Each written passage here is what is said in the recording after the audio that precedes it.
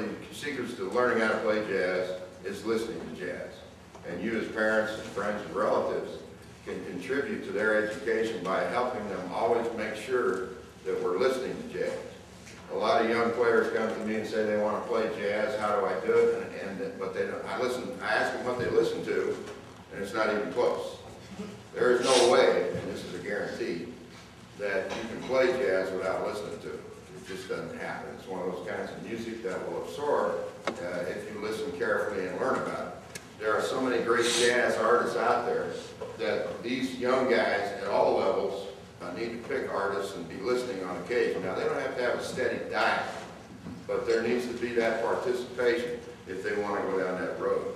One of the best things in our first assignment, our first day, was, I hope they did this for you, was in your car radios and your FM stereos at home, whatever you have, they better have set 89.3 on the dial. And they were supposed to surprise you by when you get in the car and throw it on in the morning, turn on your car to head to work, there's jazz, okay? So that's all right. So I hope everybody's got their car radio set at 89.3 for once in a while listening. I realize we're not here to change the world, but to be a jazz player, you got to study it a little bit. Here's one we're going to end up with, is a historical approach to jazz, and that's been my thing as an educator all along, is that I think it's very important that young musicians understand the history of why they're here and where it came from and how it got here. And so, even with my top high school band, I'm terrorizing them with historical music, and they keep looking at me, but there is some reason for that. They need a foundation before you go out into the world and maybe get into the new stuff that's happening. You got to understand the old stuff. So we're going to play a little bit from the master for you at a beginning level. This is Duke Ellington, of course, is a master in our business, to be studied by all. And this is one of his great tunes called It Don't Mean a Thing If It Ain't Got That Swing. Right.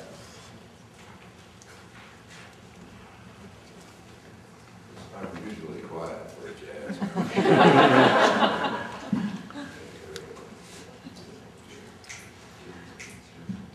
One, two, one, two, four.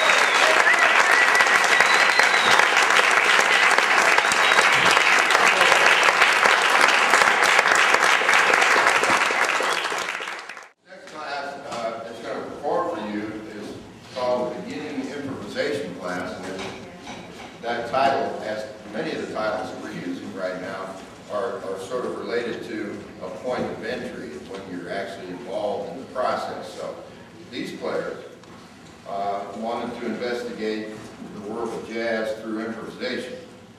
And that's really the secret to jazz, or what makes it special to me anyway, is the fact that that element occurs in jazz music. Improvising, ad-libbing, faking it. There's several ways to call it, but the point is you become a creator of your own musical ideas through the process of improvisation. Now, everybody thinks, oh, it must be easy, man. Just pick up your horn and play something. No, the process requires a dual effort in our brains, and many of you have heard me talk about the left and right side, and you've heard that in school about a lot of things, I'm sure, but in a musician, the left side of the brain usually controls the discipline of what we do, the reading of the music, the counting of the music. Those things on the page that we associate with playing and then play it well, the left side of our brain is really active. The other side, the right side, the artistic side, needs to engage in improvisation, and that's the hard part. Because just about anybody can play something we put in front of them. But to create something over here and play it within the structure of the music is a challenge. And so we're jumping in the water with this. And like I tell everybody, what you have when we get started, what you have basically here for your ideas to play a jazz solo could fit in a bark bag on an airplane. You know those little white bags? That's that much information that you've had so far. What we want to get to is like Santa Claus with a big bag dragging it in back of us and full of stuff. And the way to do that is back to that part I was talking about earlier, listening. And in listening, you become a thief in jazz. You steal as much as you can from listening. And you put it into your instrument as best as you can. My association with learning how to improvise came when my mother played a Louis Armstrong record for me. And I loved the sound. I wanted to be Louis Armstrong. I wanted to sound just like that. And I had my cornet. And the only resource I had was to try to copy Louis Armstrong. Well, that was very difficult. Still is. I can't play any of Louis' licks, half of them. A few of them I've learned because I sat there and I put the needle down on that plastic record and he'd play and I'd play and then I go, oh, you can start over. And pretty soon, guess what? Of course, you wear out the line and the needle just goes across the record. Well, tear. Mom went out, Bobby, another Louis Armstrong record. So, that's how I got involved in improvisation. Slow, tedious process. But I learned to use my ear pretty well because that's the only way I could do it. So my right brain was jumping. Nowadays, we have wonderful material, and that's what I use for my teaching purposes, written by Jamie Abersol, where we have books of tunes accompanied by CDs to listen to and play along with. So the world of improv has jumped quite a ways, and fortunately is helping us with young players that want to study it.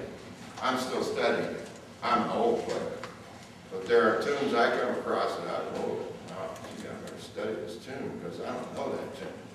And it's just beautiful that in improv it just goes on forever. So tonight, for their debut as young jazzers, we have 5 sturdy musicians that are going to play ad-lib or improvise solos for you to the CD that shall come over there. And I cautioned them right away when we got together the first time. I said, these guys are always right. They're the pros. Once in a while we think we can play it. No, they're always right. And that's helpful because we know that they're going to play the correct material for us to learn by. This tune is what we call a slow blues. And that means the form of the music is 12 measures long, and they've learned at a slow tempo, a tune that they'll play for you to start with, and then they're going to play their improvised solos that they've created after 8 sessions together. Now I gave them some licks, stuff to learn, but I didn't write it out for them. Everybody always goes, oh, just write it out and play it. No. Can't learn it that way. Got to listen, got to learn. Okay, so each one of them is going to play a 12-measure solo.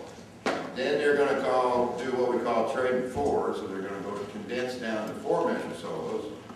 Then they'll condense down to 2-bar solos, creating an opportunity for them to condense their material. That's okay, but they also have to know where they are in the music. That's a rule. Can't break that rule. Okay, so here we go. We're going to play a slow blues in F. You guys ready?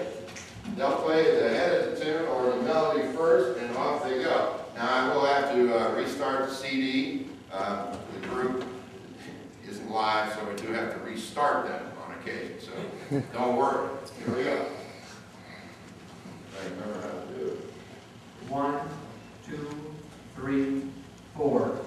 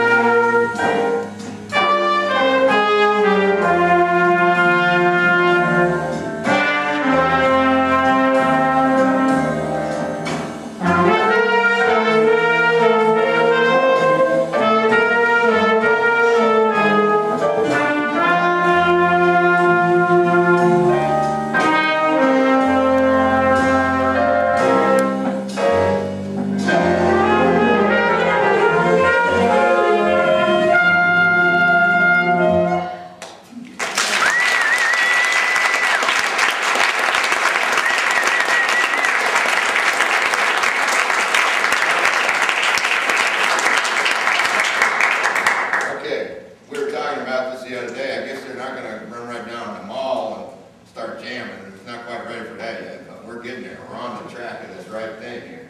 We'd like to end up with just kind of a short little, we got to the point where we had this tune pretty good, so we thought we'd get brave and do a blues that's a little faster to see what happens. There's some great material on this CD that they can just enjoy for the summer, keep trying, keep doing, forever really. But this next tune is a blues, but it goes pretty fast. And on the CD, we just couldn't quite keep up with the real guys. So we got our own little tempo here for it to show you the tune. And then they're actually going to play a little drill that we give them as starting improvisers. And it's called the chord drill or the black note drill, or what it is, they'll spell out the chord tones that a piano player played during this music. And that gets them sort of launched into the form that's going on. So here's our little B-flat blues, guys. Let's start at this tempo. B, boom, boom, pop. And we got the chord drill, right? Now we're going to play the head once or twice. I forgot. Once. All right. 1, 2, 1, 2, 3, 4.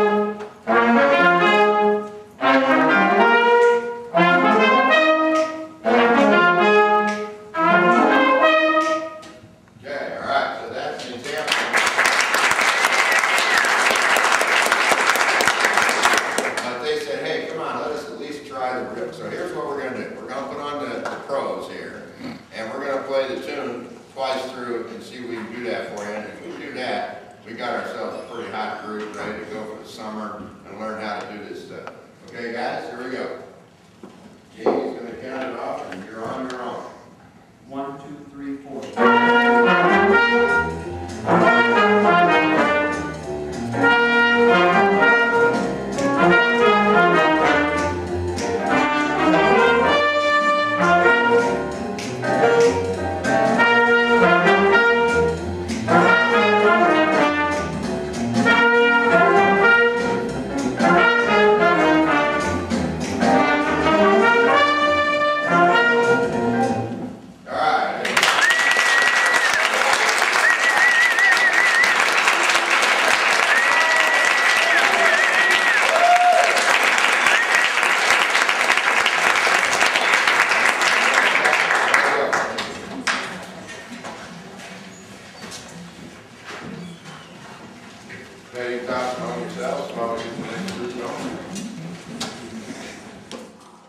Intermediate / advanced jazz band.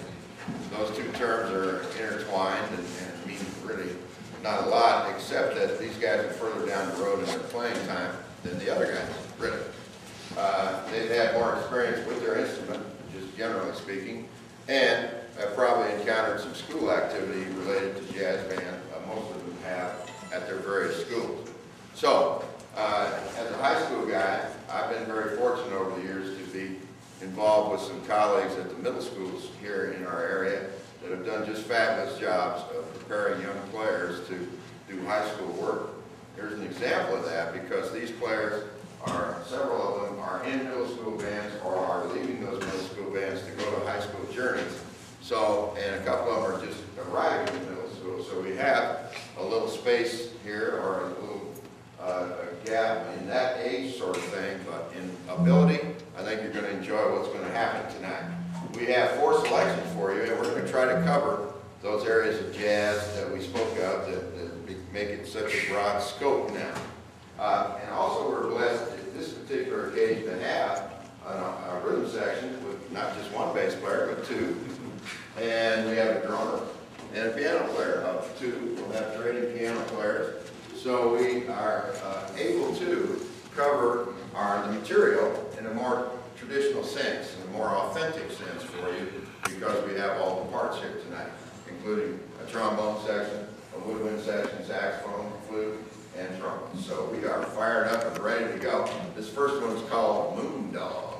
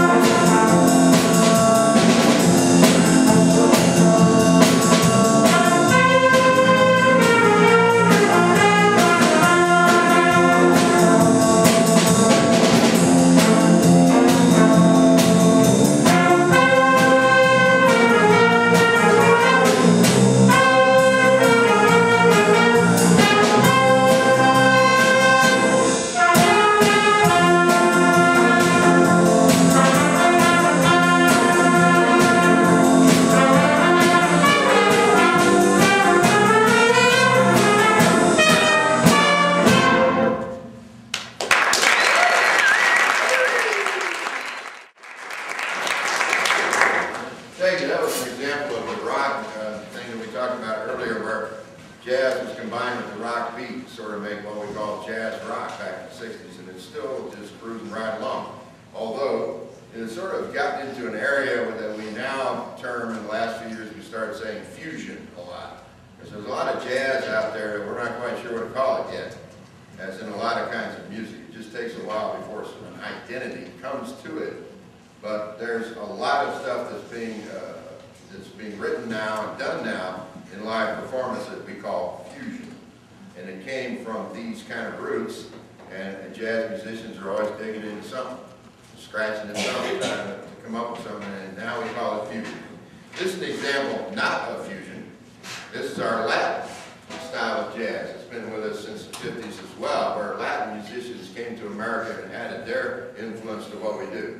Stan Getz and some of the wonderful players, American players, picked up on Brazilian ideas, for instance, and put them into a lot of different kinds of music.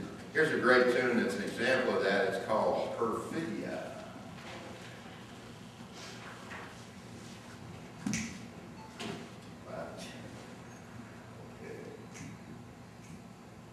One, two, 3, 4.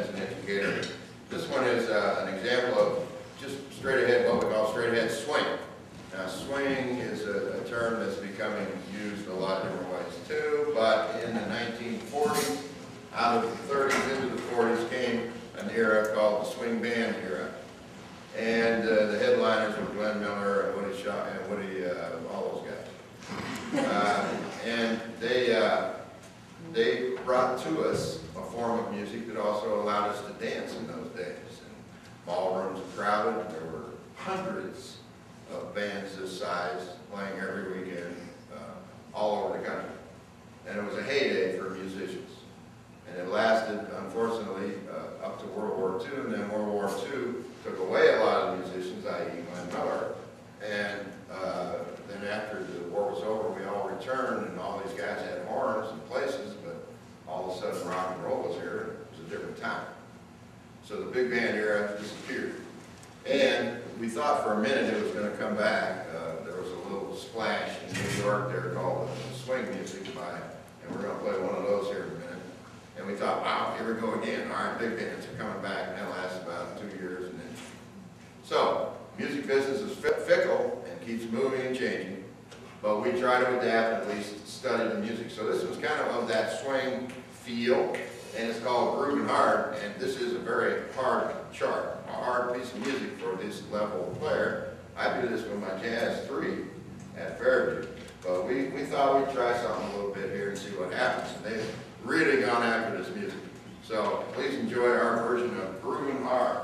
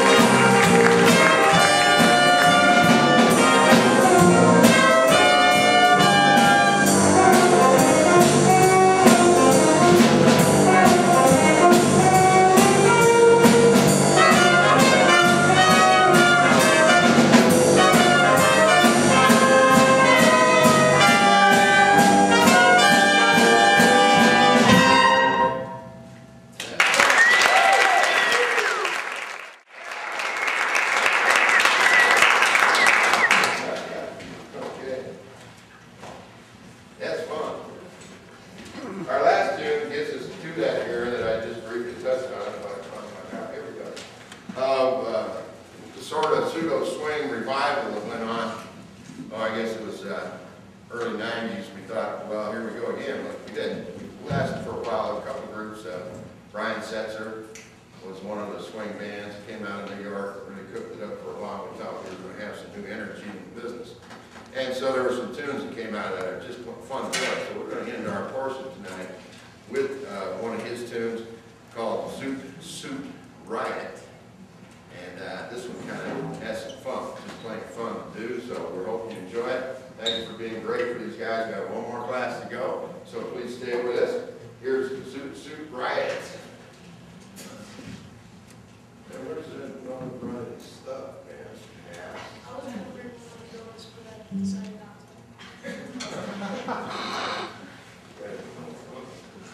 out.